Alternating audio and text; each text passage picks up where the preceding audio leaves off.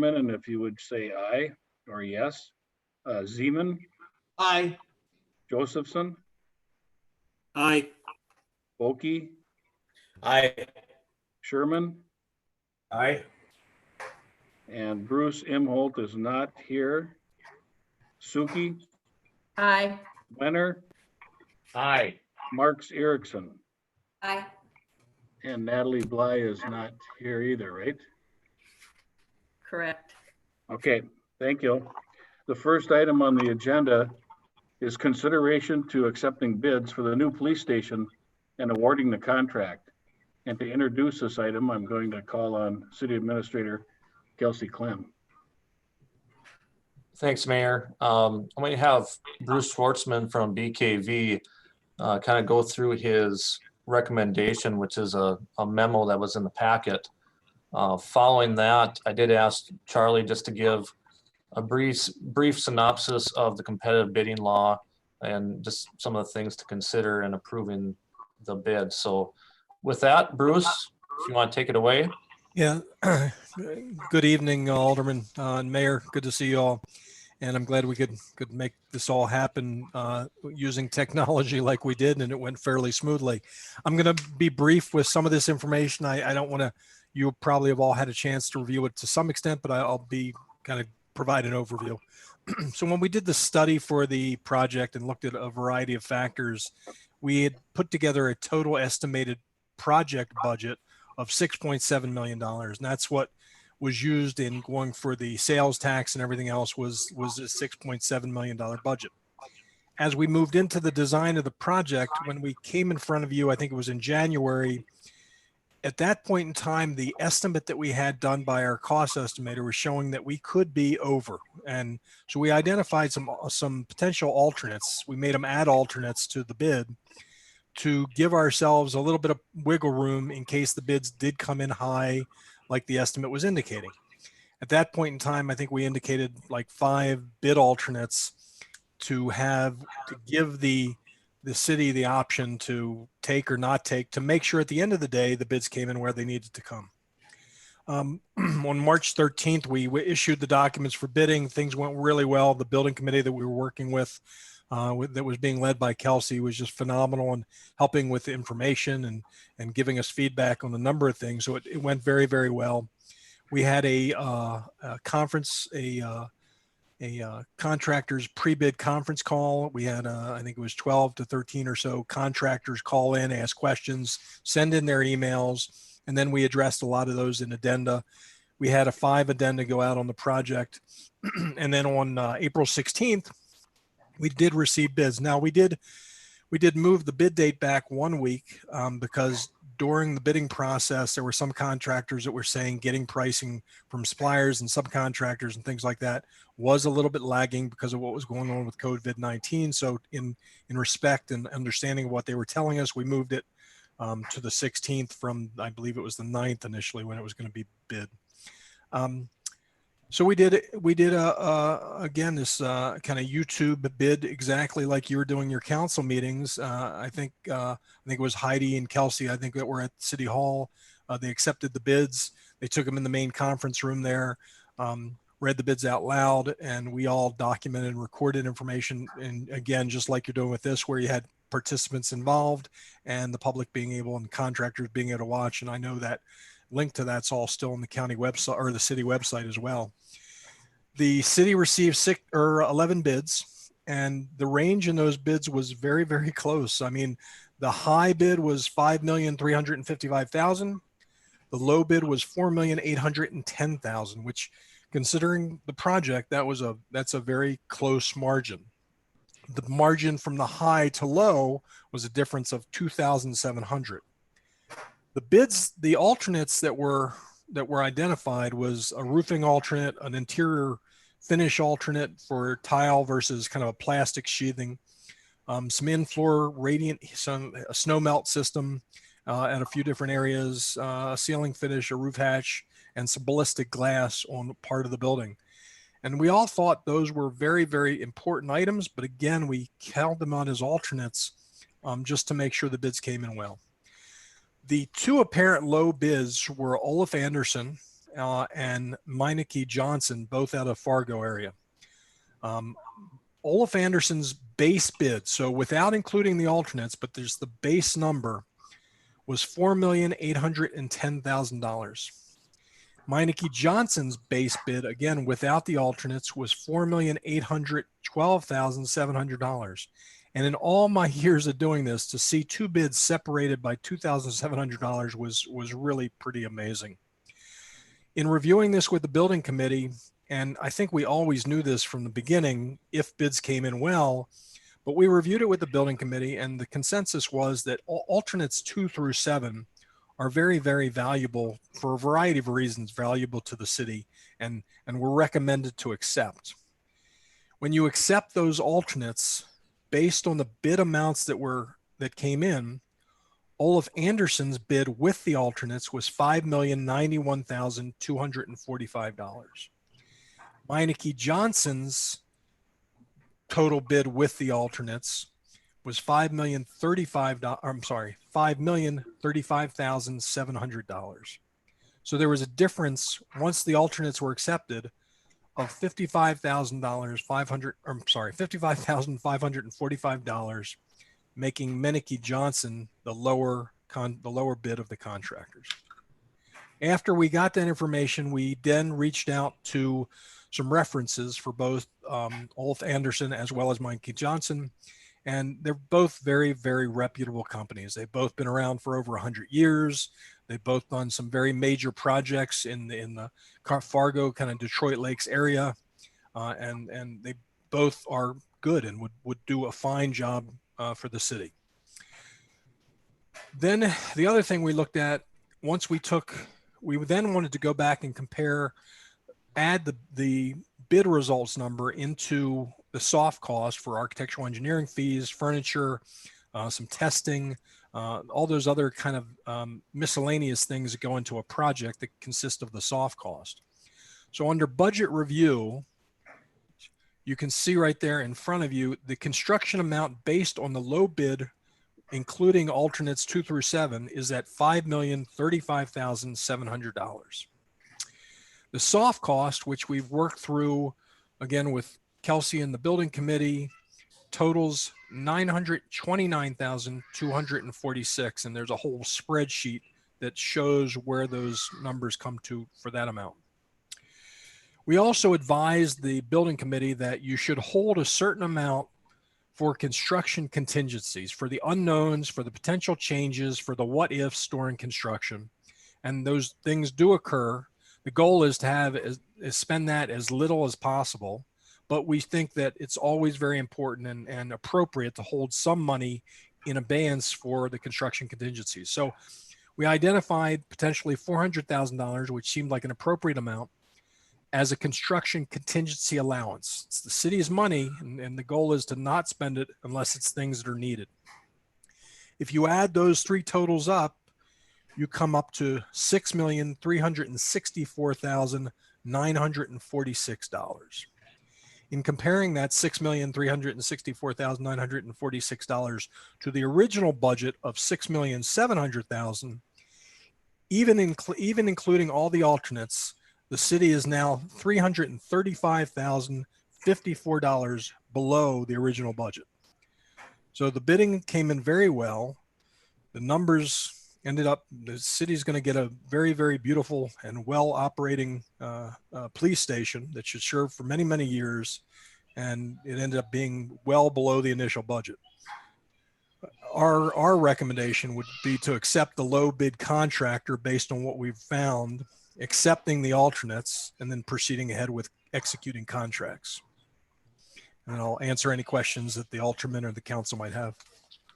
Okay, before I call on the city attorney, is there any questions about the actual information that Bruce went over? Anyone in the council have a question for Bruce?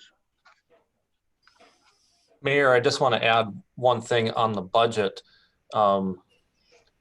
While it currently shows we're under that $6.7 million budget, just want to let you know that the bid did not include a couple of components that we looked at as part of the project, including any alleyway improvements or any improvements to Summit Avenue.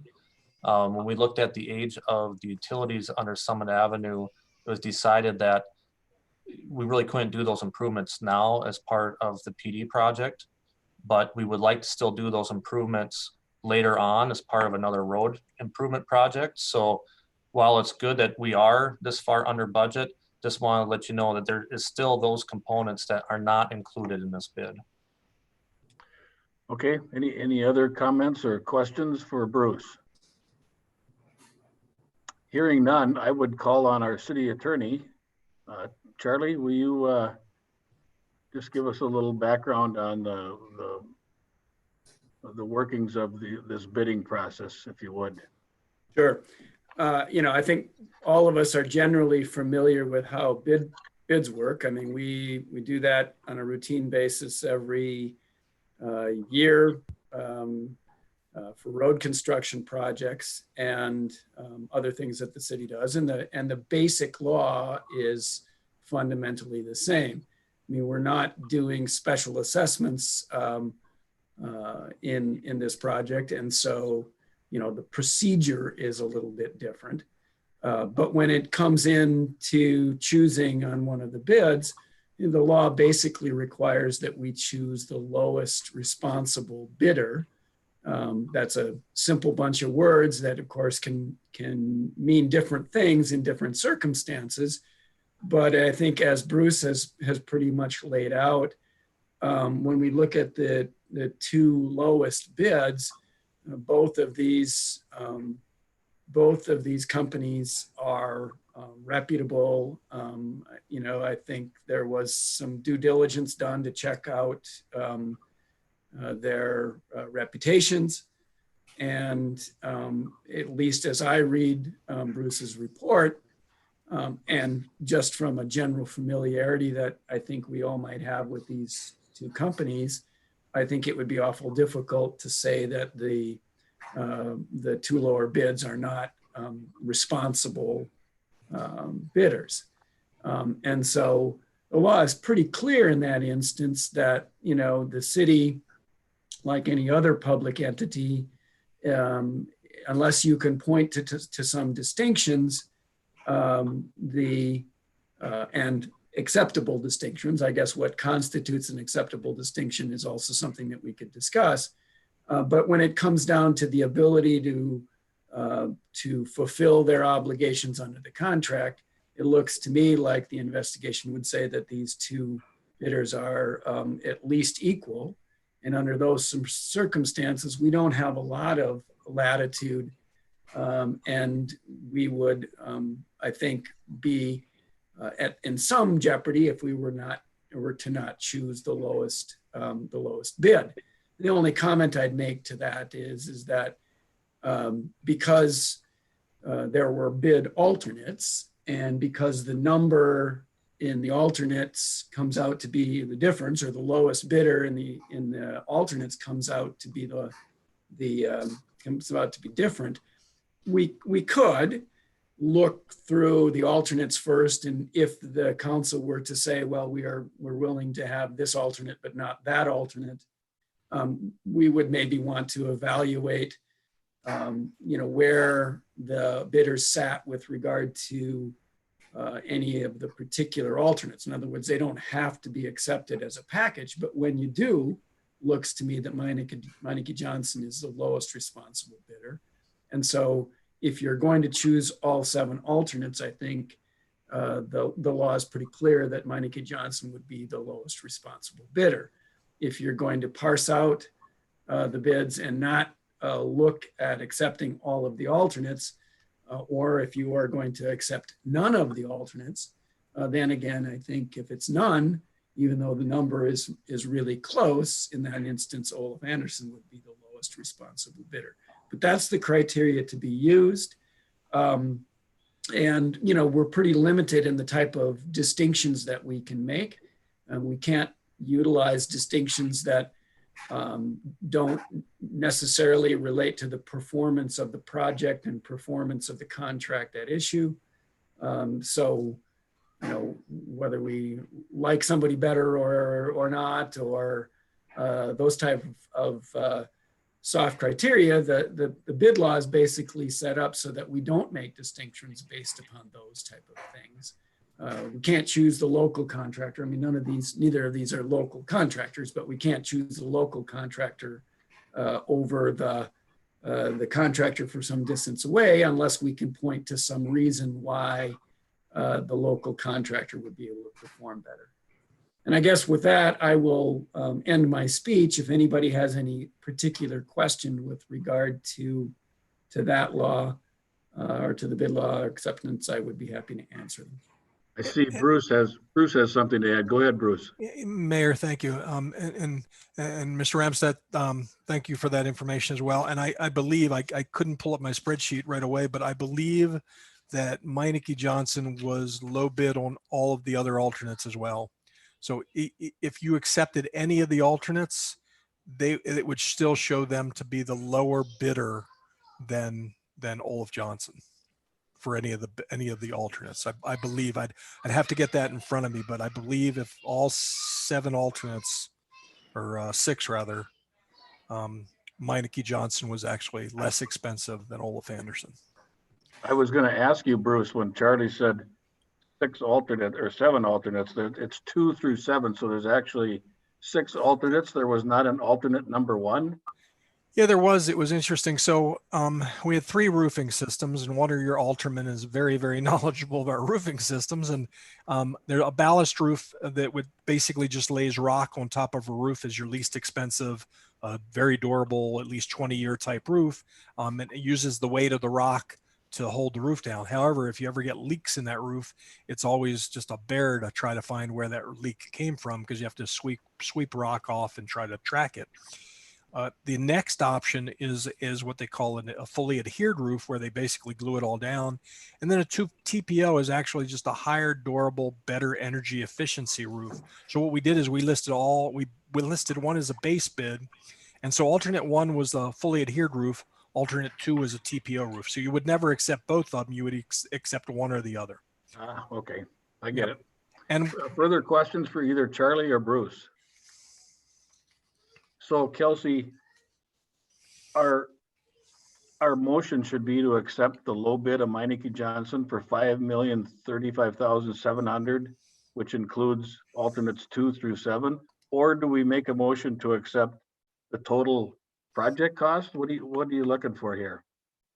I think the proper verbiage would be the way you stated the first time. It'd be awarding the bid to Meineke Johnson, including the base bid plus alternates 2 through 7.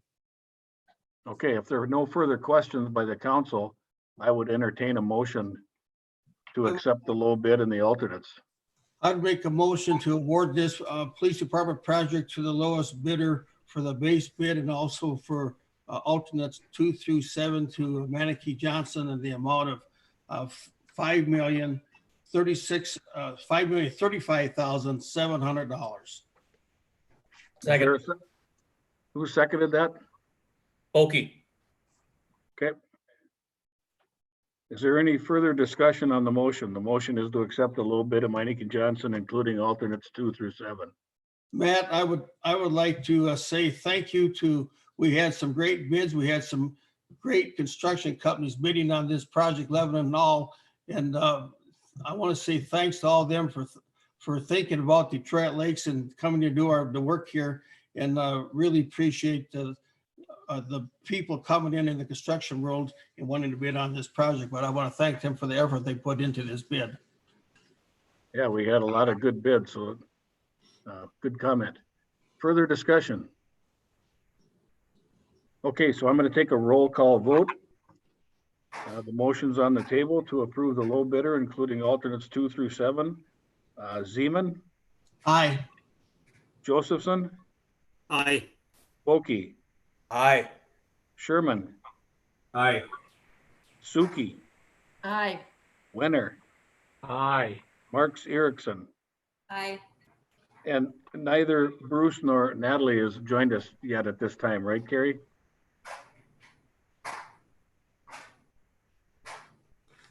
Okay, the motion passes 7-0.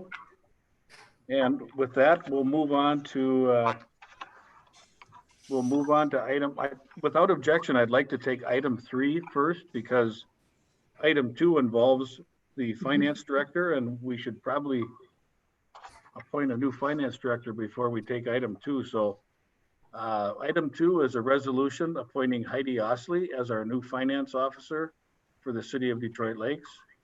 And Heidi is with us today on Zoom here. And I met Heidi the other day and we almost shook hands, but we didn't. It was close. So I would entertain a motion appointing So Heidi moved. Osley as our new finance officer. Alderman Suki moves to accept Heidi Osley as our new finance director. Okay. Is there a second? Second, Was that Ron? yes. Okay. And again, we'll take the roll call vote. Zeman, Aye. Josephson, Aye. Oki, Aye. Sherman, Aye. Suki, Aye. Wenner, Aye. Marks Erickson. Aye. Motion passes. Congratulations, Heidi, and welcome aboard again. And with that, we'll move on to item 2. Mayor, I'm going to jump in there real quick. Thank you all very much. You don't need me on this anymore. I don't believe. So I'm going to skip out, and you all have a good evening. I'll work with Kelsey to help execute the contracts for the project, and I look forward to working with all of you through the construction of a good project. And say, Bruce, before you go, many of us on that committee have been working with you for over 3 years, and just want to say thank you to all the work that you've done with this and directing and guiding us, the tours to different police departments in the area and suggestions. And you've done, as far as I'm concerned, you've done a great job for us in trying to get this police department put together where we're at here today. And just want to say a special thank you for all your hard work doing and your staff's work. Thank you, Alderman. That means a lot.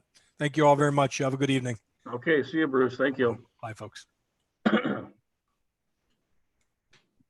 Okay, so item 2 is giving consideration to the parameters resolution providing for the issuance and sale of general obligation sales tax revenue bonds, Series 2020A, and establishing a pricing committee.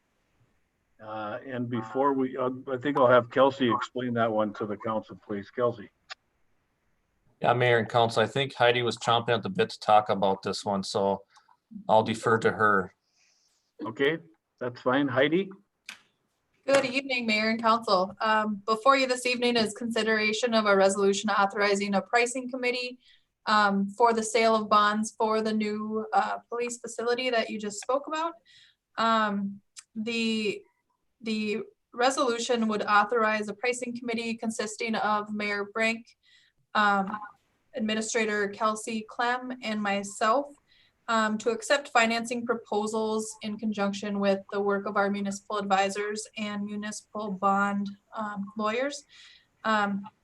So to authorize us to accept financing proposals without waiting for full council approval. You might have noticed recently in the last month or two, we've had a lot of swings in the market in terms of rates going up and down. And so this sort of gives us the opportunity to pounce on rates that we get proposed to us without having to wait for an actual council meeting to fully approve that. The resolution does offer some parameters for us. The bonding would be up to 6.7 million, and then the interest rate would be up to 4%.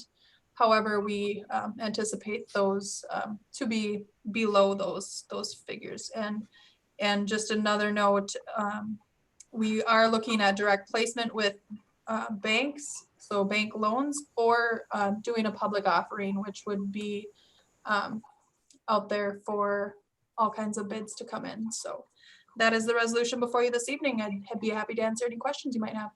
Any questions for Heidi about the resolution? If not, I would entertain a motion to approve that resolution. So move.